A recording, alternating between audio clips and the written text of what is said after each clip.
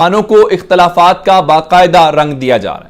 इस वक्त हुकूमत खड़ी कितने वोटों के ऊपर है? 2 वोटों के ऊपर खड़ी हुई है, जिसमें जो ज्यादा सीटें हैं वो एमकेएम की हैं 7 सीटें, फिर अवामी नेशनल पार्टी है और पाकिस्तान पीपल्स पार्टी। अब पाकिस्तान पीपल्स पार्टी ने शेयर अपना ले लिया, लेकिन अवामी नेशनल पार्टी और एमकेएम के जो शेयर्स हैं वो उनको नहीं मिले। सबसे पहले मैं आपको खबर दे चुका हूं कि रात को एमकेएम राब्ता कमेटी का इजलास हुआ और वहां पे मैंने आपको बताया था जो एलामिया था, उन्होंने जो मौजूदा महंगाई है उसके ऊपर तशवीश का इजहार किया है और हुकूमत से मुतालबा किया है कि तमाम स्टेक होल्डर्स को एतमाद में लेके ऐसे इकदाम किए जाएं जिससे अवाम को रिलीफ मिले। मैंने आपको उस वक्त भी कहा कि आखिर ये हुकूमत में मौजूद होते हुए किस हुकूमत से मुतालबा कर रहे हैं कि आप स्टेक होल्डर्स को एतमाद मिले? आप हुकूमत के अंदर हैं, आपके पास वजारतें हैं, आप काबीना के अंदर बैठते हैं, तो ये अवाम के साथ कम से कम तमाशा जो है वो ना करें। अब मैं आपको पहले मरहले के ऊपर एमकेएम को चूंकि कहा गया था कि आपको गवर्नरी मिलेगी सिंध की, अब तक नहीं मिली। नसरीन जलील का नाम आया और उसके ऊपर एस्टैब्लिशमेंट उस नाम को क्लियर नहीं कर रही। उसके बाद जो असल मामला उनका था वो पीपल्स पार्टी के साथ था, क्योंकि एमकेएम को साथ मिलाने के लिए नून लीग से ज्यादा जरदारी साहब ने काम किया था और जरदारी साहब और बिलावल साहब ने कहा था कि एमकेएम के तहफुजात को हम देखेंगे, हम आपके मामलात को हल करेंगे। तो उसके अंदर कराची के एडमिनिस्ट्रेटर की तब्दीली थी और उसके बाद लोकल बॉडीज इलेक्शन था।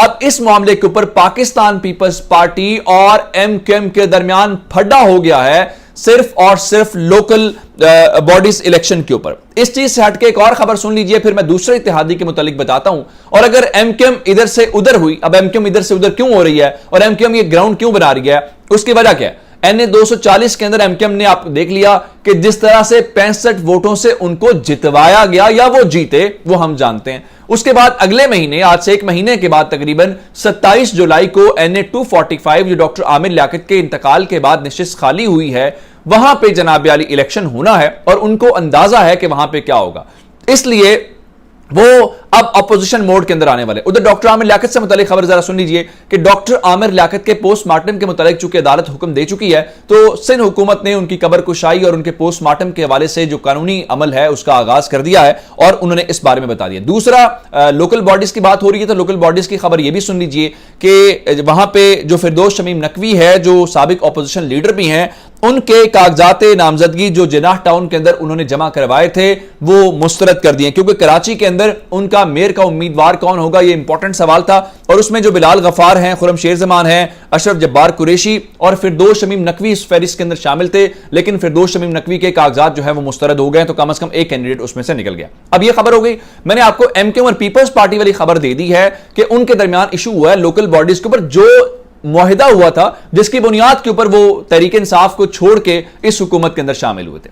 दूसरे नंबर के ऊपर एएनपी की मैंने बात की, तो अवामी नेशनल पार्टी के अमीर हैदर खान होती ने आज वजीर आजम हाउस के अंदर शहबाज शरीफ से मुलाकात की है और उस मुलाकात के हवाले से मैं आपको बता देता हूं, चूंकि तय यह हुआ था कि शाह फरमान खैबर पख्तूनख्वा के अंदर जो तहरीक इंसाफ के गवर्नर थे वो रिजाइन कर चुके हैं, तो उनकी जगह पे अवामी नेशनल पार्टी को गवर्नरी दी जाएगी। और इस सिलसिले में मियां इफ्तिखार हुसैन का नाम आया। यहां पे भी एस्टैब्लिशमेंट क्लियर नहीं कर रही या नून लीग उनके साथ ब्लफ खेल रही है और उनको यह वजारत नहीं देना चाहती या गवर्नरी नहीं देना चाहती। आज अमीर खान हैदर होती ने बाकायदा तौर पर शहबाज शरीफ को मिलकर कह दिया है कि हमें गवर्नरशिप नहीं चाहिए, हम हुकूमत का उस तरह से मजीद शेयर नहीं लेना चाहते। वजारतें उन्होंने बिल्कुल पहले नहीं ली हुई, इसलिए नहीं ली हुई क्योंकि पीपल्स पार्टी ने अपना शेयर ले लिया लेकिन उनका शेयर नहीं लिया। तो इसलिए आप समझे कि अवामी नेशनल पार्टी भी बिल्कुल उस मोड में जाना शुरू हो गई है जहां पे वो कोई हुकूमत का ओहदा, उन्होंने बहाना ये बनाया जी वो सेक्रेटरी जनरल जो है उसके ओहदे के ऊपर और पार्लिमानी सियासत और अवामी सियासत को बरकरार रखना चाहते हैं,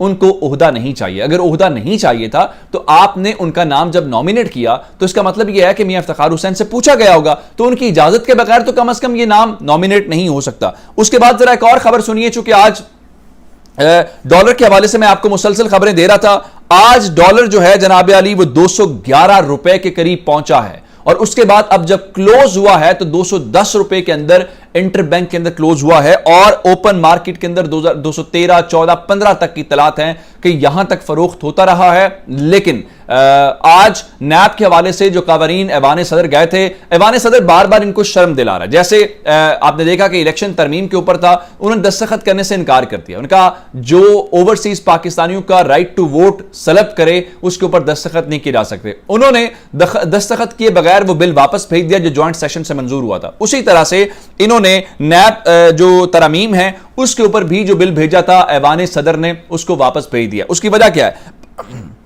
पाकिस्तान तहरीक इंसाफ पाकिस्तान तहरीक इंसाफ ने आज के दिन को ब्लैक डे के तौर पे मनाया है और खान साहब ने इसके बारे में ट्वीट्स भी किए हैं। उसकी वजह क्या है? उन्होंने कहा है कि जो आपने तरमीम की है इसका मतलब यह है कि 1200 अरब रुपए के जो केसेस हैं, इन तरमीम के नतीजे में 1100 अरब रुपए के केसेस खत्म हो जाएंगे। उन्होंने आप सल्लल्लाहु अलैहि वसल्लम का फरमान भी उसमें वो कोट किया कि जब ताकतवर को छोड़ दिया जाए और जो कमजोर है उसके ऊपर आपका कानून चले तो वो मुआशरा जो है आगे नहीं चल सकता। इसलिए पाकिस्तान तहरीक इंसाफ जो है वो आज के दिन को यौम स्याह के तौर पर मना रहा है। लेकिन आपने परेशान नहीं होना, उसकी वजह यह है कि जो चेयरमैन साबिक वाबडा है जनरल मुजम्मिल साहब, उनको नैब ने जरूर बुलाया है क्योंकि एहतसाब अब उनका ही होगा जो कहीं ना कहीं इमरान खान की सपोर्ट कर रहे हैं या कहीं ना कहीं इस हुकूमत के साथ काम नहीं करना चाहते। इस हुकूमत की जो बदउनवानियां हैं, जो दीगर चीजें हैं, उसके ऊपर अगर वो आवाज उठाते हैं तो इसका मतलब यह है कि वो घर जाएंगे, वो हुकूमत के अंदर नहीं रह सकते। सूरत हाल मार्केट का आपने देख ली है। अब से थोड़ी देर पहले मिफ्ता इस्माइल ये फरमा रहे थे कि टैक्स की शरह हम 12 लाख तक रखेंगे। IMF को जो सैलरीड पर्सन है उनके वाले से कोई नहीं है मसला, हम जो मरात हैं याफ्ता तबका है उसके ऊपर मजीद टैक्सेस लगाएंगे।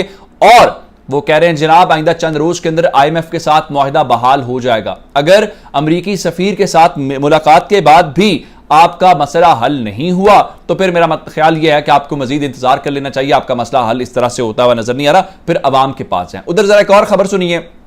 जो स्पीकर पंजाब असेंबली हैं चौधरी परवेज इलाही, उन्होंने लाहौर हाई कोर्ट से रुजू किया। लाहौर हाई कोर्ट से रुजू इसलिए किया कि ये जो गवर्नर ने पंजाब असेंबली के हवाले से नोटिफिकेशन या ऑर्डिनेंस जारी किया, उन्होंने कहा ये देखें ये असेंबली कवानीन के मुखालिफ है, इसलिए आप इसको फौरी तौर पे जो है कल अदम करार दें। आप हैरान इस बात के ऊपर होंगे, उसके खिलाफ हुक्म इम्तना जारी करने से जस्टिस साजिद महमूद सेठी साहब ने उनकी अपील को मुस्तरद कर दिया। कहा फौरी तौर पर नहीं, अभी उनको नोटिस सर्व कर रहे हैं। 24 जून को पंजाब हुकूमत का एडवोकेट जनरल का आएगा जवाब, तो 24 जून के बाद देखेंगे क्या फैसला करना है। हमने जो ओथ लिया उसके बाद फैसले करेंगे।